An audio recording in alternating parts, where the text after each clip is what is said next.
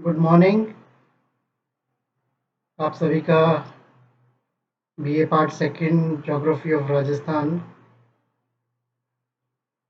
के इस व्याख्यान में स्वागत है। आज हम राजस्थान के भूआकृतिक प्रदेश या भौतिक प्रदेश का दूसरा भाग करने जा रहे हैं। पहले भाग के अंदर हमने मरुस्थलीय इलाके के बारे में बात की थी, पहला जो अपना भौतिक विभाग था। आज शेष भागों के बारे में बात करेंगे। मैं doctor Sandeep Yadav, associate professor in geography, government college Bundi. दूसरा जो भौतिक प्रदेश है वो है अरावली पर्वतीय प्रदेश। अरावली पर्वत श्रृंखला राजस्थान के मध्य में कर्णवत दक्षिण पश्चिम से उत्तर पश्चिम की ओर फैली हुई है। गुजरात से लेकर दिल्ली तक इसकी कुल लंबाई 692 किलोमीटर है। इसके पश्चात गंगा यमुना के मैदान में भूमिगत हो जाती है।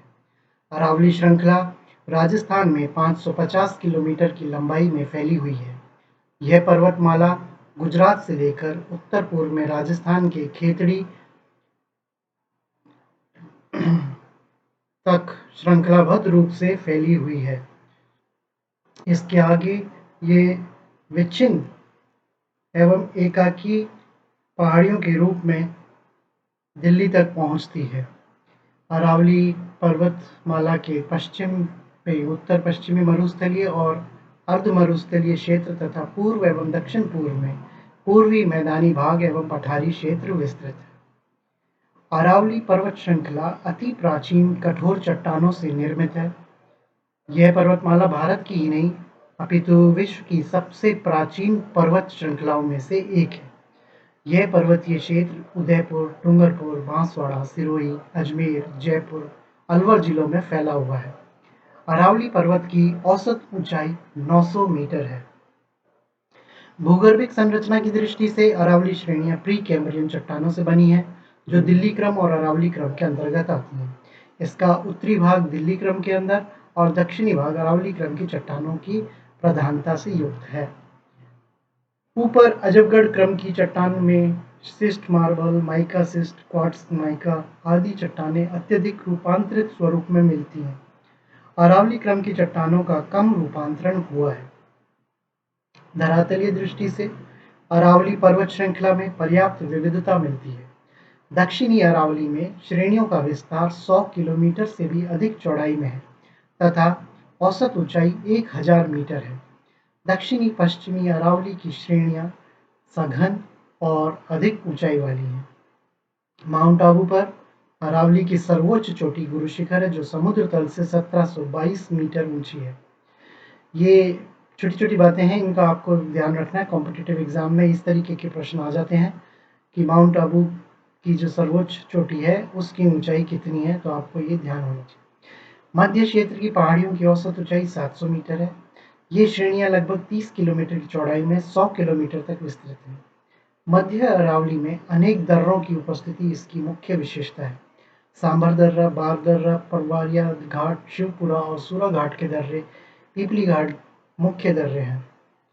उत्तरी अरावली की श्रृंखलाओं का विस्तार काफी अधिक है, परंतु कोई निश्चित प्रारूप नहीं है। मलकेत पहाड़ियों से पूर्व में अनियमित तोरावट की पहाड़ियां हैं। अलवर के चारों ओर 300 से 600 मीटर ऊंचे अपर्दित पर्वत एवं शिखर विद्यमान है।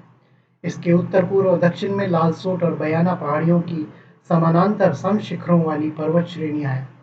अरावली पर्वतमाला को ऊंचाई के आधार पर 3 उप भागों में बांटा जा सकता है: उत्तरी अरावली, मध्य अरावली और दक्षिणी अरावली। सबसे पहले हम उत्तरी अरावली की बात करें। अरावली का एक प्रमुख उपभाग उत्तरी अरावली है। इसका विस्तार अलवर, जयपुर, दौसा, सीकर, झुंझुनू और नागौर जिले का पूर्वी भाग सम्मिलित है। इसकी भौगोलिक स्थिति 26 डिग्री 55 मिनट से 28 डिग्री 4 मिनट उत्तरी अक्षांश एवं 74 डिग्री 55 मिनट से 77 डिग्री 3 मिनट पूर्वी देशांतर के मध्य है। उत्तरी अरावली क्षेत्र का विस्तार सांभर झील से उत्तर पूर्व में राजस्थान हरियाणा सीमा तक है। इस भाग में अरावली की औसत ऊंचाई 300 से 600 मीटर है। अलवर में अरावली पहाड़ियों की औसत ऊंचाई 550 से 650 मीटर है। इस प्रदेश में अरावली की ऊंचाई और चौड़ाई उत्तर और उत्तर पूर्व की ओर क्रमशः कम होती जाती है। जयपुर का दक्षिणी भाग उच्च पठारी है, जिसकी ऊंचाई 360 से 450 मीटर के मध्य है, जबकि उत्तरी भाग की ऊंचाई 450 से 600 मीटर है। यहाँ पहाड़ियों के बीच बीच में उपजाऊ घाटियों में कृषि कार्य होता है। उत्तरी अरावली क्षेत्र की प्रमुख चोटियाँ इस प्रकार है। जयपुर क्षेत्र की बात करें तो Jaigarh 648 metre, Nahargarh 599 metre, Barbada 756 metre, Manoharpura 747 metre, Bhilai 775 metre और बिचून 656 मीटर है। अलवर क्षेत्र में मानगढ़ 649 मीटर, सिरावास 651 मीटर, अलवर किला 597 metre, Bahraich 792 metre, Bilali 775 metre और कांकड़वाड़ी सरिस्का 677 मीटर है। सीकर में रघुनाथगढ़ 1052 मीटर है तथा बबाई 780 मीटर झुंझुनू में देखने को मिलता है। दूसरा, मध्य अरावली। यह क्षेत्र 25 डिग्री 38 मिनट उत्तरी अक्षांश से 26 डिग्री 58 मिनट उत्तरी अक्षांश तथा 73 डिग्री 54 मिनट से 74 डिग्री 22 मिनट पूर्वी देशांतर के मध्य से विस्तृत है। इसका विस्तार दक्षिण में देवगढ़ से उत्तर में सांबर झील तक है। इसमें संपूर्ण अजमेर जिला, जयपुर का दक्षिणी पश्चिमी भाग, टोंक का पश्चिमी भाग और राजसमंद का उत्तरी भाग सम्मिलित है। इस क्षेत्र की पहाड़ियों की औसत ऊंचाई 700 मीटर है, किंतु घाटियां 550 मीटर ऊंची हैं। दक्षिण में 900 मीटर की ऊंचाई वाला भूरत पठार अरावली का सर्वोच्च पठारी क्षेत्र है। अजमेर से उत्तर की ओर समानांतर श्रेणियां फैली हैं, जिनमें अलवर क्वार्टजाइट्स की प्रधानता देखने को मिलती है। इस क्षेत्र में संकीर्ण घाटियां और बीच बीच में समतल स्थल पाए जाते हैं। अजमेर नगर ऐसी ही एक घाटी में बसा है। ब्यावर के दक्षिण पश्चिम में पर्वतों से युक्त एक असमतल क्षेत्र है। अजमेर और नसीराबाद के मध्य की श्रेणियां जल विभाजक का काम करती हैं, जहां से वर्षा का जल एक ओर चंबल द्वारा बंगाल की खाड़ी में पहुंचता है तथा दूसरी ओर लूनी से कच्छ की खाड़ी में जाता है। अजमेर के निकट की श्रेणी सर्पाकार होने के कारण नाग पहाड़ कहलाती है, जो 795 मीटर ऊंची है। अजमेर नगर के दक्षिण पश्चिम में तारागढ़ 870 मीटर स्थित है। इस भाग में सर्वाधिक ऊंचाई टाड़गढ़ से 11 किलोमीटर, दक्षिण पश्चिम में मोराम जी की ऊंचाई 933.72 मीटर है। मध्य अरावली में कई प्रमुख दर्रे विद्यमान हैं। बर्ग दर्रा आगरा अहमदाबाद मार्ग गुजरता है। इसके अलावा सूरा घाट, कचबाली, पीपली, सरूपा घाट, देवारी घाट, जो जोधपुर अजमेर और जोधपुर उदयपुर हेतु मार्ग प्रदान करते हैं। तीसरा है दक्षिणी अरावली। भौगोलिक दृष्टि से विशिष्ट दक्षिणी अरावली क्षेत्र में सिरोही, उदयपुर, राजसमंद, डूंगरपुर, चित्तौड़गढ़ जिले सम्मिलित किए जाते हैं। इसका विस्तार 24 डिग्री 46 मिनट से 26 डिग्री 2 मिनट उत्तरी अक्षांश और 72 डिग्री 16 मिनट पूर्वी देशांतर से 74 डिग्री 35 मिनट पूर्वी देशांतर तक है। इस भाग में अरावली से कि 8 से 10 श्रेणियों का समानांतर विस्तार देखने को मिलता है, जो 100 किलोमीटर की चौड़ाई में फैली हुई है और यहाँ की औसत ऊंचाई 1000 मीटर है। इस क्षेत्र में सिरोही की पहाड़ियां मुख्य श्रृंखला से हटकर अपना अलग स्वरूप बनाती हैं।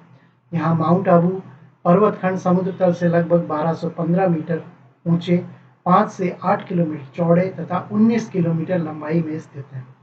यहाँ अरावली श्रेणी ऊंची नीची पर्वत श्रेणियों के रूप में फैली हुई है, जिनकी ऊंचाई 300 से 1700 मीटर है। सिरोही जिले में जयराज पहाड़ियां और नंदवार पहाड़ियों के समूह महत्वपूर्ण श्रेणियां हैं। आबू पर्वत के पश्चिम में जसवंतपुरा के निकट पर्वतीय क्षेत्र की ऊंचाई 991 मीटर है तथा जालौर में रानीवाड़ा के निकट 551 मीटर है। सबसे ऊंची जो चोटी है वो 1722 मीटर की गुरु शिखर है। उदयपुर जिले का उत्तरी भाग एक उच्च पठार, पूर्वी भाग उपजाऊ मैदान और दक्षिणी भाग पर्वतीय है। उदयपुर क्षेत्र का उदयपुर बेसिन के नाम से भी हम जानते हैं। अरावली पर्वत यहाँ अजमेर से भीम तहसील से शुरू होकर दक्षिण पश्चिम की ओर कुंभलगढ़ और जतारा तक फैले हुए हैं। इसमें देसूरी की नाल और सादड़ी प्रमुख दर्रे हैं। उदयपुर नगर तश्तरी नुमा बेसिन पर बसा हुआ है, जिसके चारों ओर फैले स्कंद को गिरवा कहते हैं। दक्षिणी अरावली की मुख्य पर्वत चोटियां सिरोही में गुरु Shikhar, Ser 1597 metre, Dilwara 1442 metre, Achalgarh 1380 metre, Abu 1295 metre और ऋषिकेश 1017 मीटर है। उदयपुर में जरगा 1223 मीटर, कमलनाथ 1001 मीटर है। राजसमंद में कुंभलगढ़ की ऊंचाई 1224 मीटर, घोनिया डूंगर की 1183 मीटर है।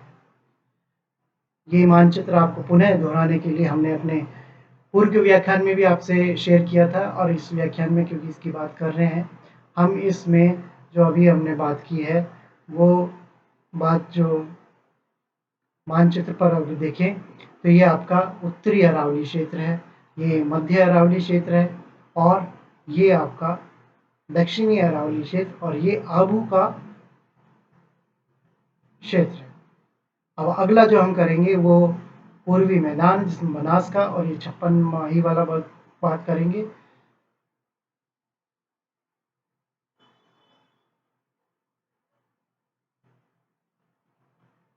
पूर्वी मैदान, ये मैदानी भाग अरावली पर्वतमाला के पूर्व में स्थित है।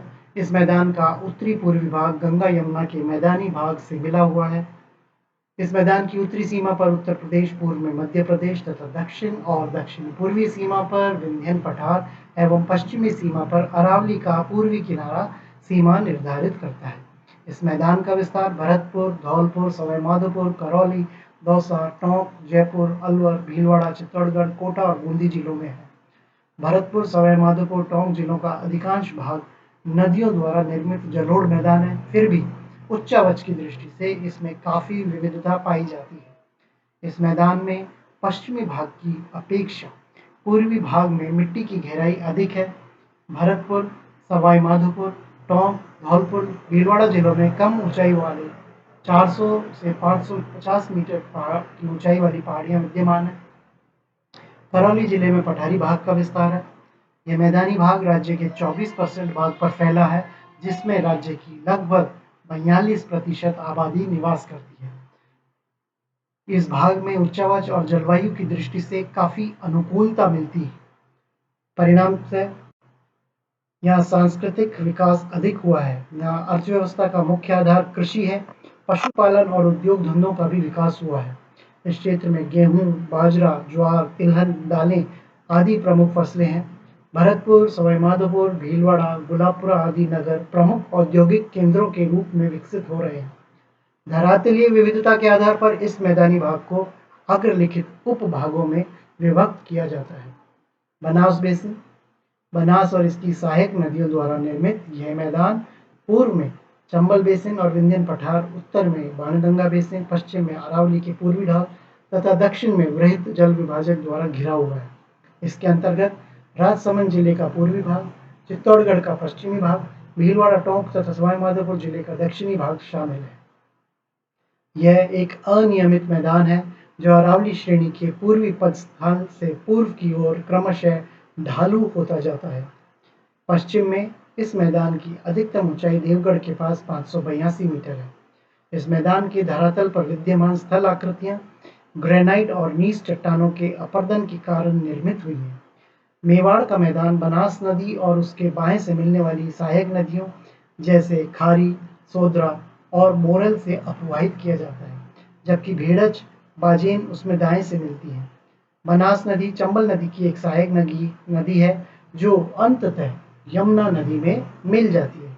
इस मैदान में जलोढ़ का जमाव पश्चिम की ओर कम होता जाता है। दूसरा है 56 का मैदान। यह मैदान महान भारतीय जल विभाजक के दक्षिण में दक्षिणी पूर्वी उदयपुर, बांसवाड़ा और चित्तौड़गढ़ जिले के दक्षिणी भाग में विस्तृत है। यह क्षेत्र धरातलीय दृष्टि से विविधता से युक्त है। इसके मध्य में माही नदी की प्रमुख घाटी है। इस मैदान में अनेक छोटी छोटी श्रेणियां संपूर्ण क्षेत्र में विस्तृत हैं तथा बीच बीच में छोटी छोटी घाटियां हैं। इस मैदान को 56 का मैदान भी कहा जाता है। इस मैदान की सामान्य ऊंचाई 150 मीटर से 360 मीटर है। बांसवाड़ा के पूर्व में सबसे ऊंचा शिखर समुद्र तल से 610 मीटर की ऊंचाई रखता है। इस मैदान का ढाल दक्षिण में गुजरात की ओर है। चौथा प्रदेश जो भौतिक प्रदेश है वो है दक्षिणी पूर्वी पठारी क्षेत्र। धरातली दृष्टि से यह क्षेत्र मालवा पठार का उत्तरी भाग है। जिसे राष्ट्रीय एटलस के भू आकृतिक प्रदेशों में मध्य भारत का पठार का नाम दिया गया है। यहाँ का धरातल पठारी होने के कारण इसे हाड़ौती का पठार भी कहा जाता है। यह क्षेत्र मध्य कोटा, बारा, बूंदी और झालावाड़ जिलों में विस्तृत है। इसकी पूर्वी दक्षिणी एवं दक्षिणी पश्चिमी सीमाएं मध्य प्रदेश राज्य से मिलती हैं। उत्तर में सवाई माधोपुर, उत्तर पश्चिम में टोंक, भीलवाड़ा और चित्तौड़गढ़ जिले हैं। इस प्रदेश में काली, कछारी और लाल मिट्टी पाई जाती है। इस प्रदेश में चंबल और इसकी सहायक नदियां काली सिंध, पार्वती बहती हैं।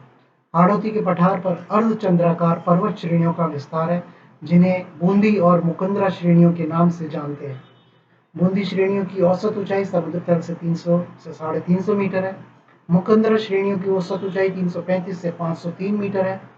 बूंदी और मुकुंदरा श्रेणियों से आहत आद्रत चंबल और उसकी सहायक नदियों द्वारा निर्मित मैदानी प्रदेश है। हाड़ौती का पूर्ववर्ती भाग शाहबाद उच्च क्षेत्र के नाम से जाना जाता है। इस पठारी भाग के दक्षिण पश्चिम भाग में गंगधार एक उच्च क्षेत्र विद्यमान।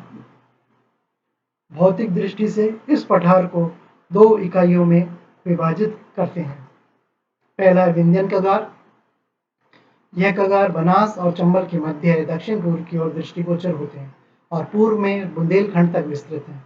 उत्तर पश्चिम में चंबल के बाएं किनारे महत्वपूर्ण कगार के रूप में आगे और कगार खंड है, जो धौलपुर और करौली के क्षेत्रों में आवृत किए हुए हैं। इन कगारों की औसत ऊंचाई 350 से 850 मीटर है। इनका निर्माण बालुका पत्थरों से हुआ है। इस भाग में अनुप्रस्थ विंध्यन संभवतः कठोर अरावली के कारण, जो सीमा भ्रंश के सारे उन पर प्रक्षिप्त है, वलित एवं भ्रंशित है। अरावली में मध्य जीव महाकल्प संप्राय भूमि का संवलन इस संपर्क का परिणाम हो सकता है। इन कगारों का मुख बनास और चंबल के बीच दक्षिण पूर्व दिशा की ओर है तथा बुंदेलखंड में पूर्व की तरफ फैले हैं। और दूसरा है दक्कन लावा पठार। मध्य प्रदेश के विंध्यन पठार के पश्चिमी भाग 3 संकेंद्रित कगारों के रूप में विस्तृत हैं। इसे भौतिक इकाई के रूप में ऊपरमाल का पठार भी कहते हैं। यह विस्तृत और पथरीली उच्च भूमि है, जिसमें कोटा बूंदी पठारी भाग भी शामिल है। विंध्यन कगारों के आधार तल क्षेत्रों तक दक्कन ट्रैप लावा के जमाव दिखाई देते हैं। बूंदी और मुकुंदरा की पहाड़ियां इसी पठारी भाग में है। इस भाग का ढाल दक्षिण से उत्तर की ओर क्रमशः है। बूंदी की पहाड़ियों में सतपुर के समीप 545 मीटर ऊंची चोटी है। नदियों ने इस पठारी भूभाग को काटकर काफी विच्छेदित कर दिया है। इससे पहले वाले व्याख्यान की जो असाइनमेंट्स हैं वो इस प्रकार हैं। अरावली पर्वत की सबसे ऊंची चोटी कौन सी है? मृत नदी कौन सी नदी कहलाती है? छप्पन का मैदान कहाँ स्थित है? बालुका स्तूपों के प्रकार बताइए। नागौरी उच्च भूमि का वर्णन कीजिए। आज हमने राजस्थान के भौतिक प्रदेश या भू आकृतिक प्रदेशों का अध्ययन करके उस पाठ का समापन किया है। शीघ्र हम आपके सामने दूसरे व्याख्यान के साथ उपस्थित होंगे। तब तक के लिए धन्यवाद।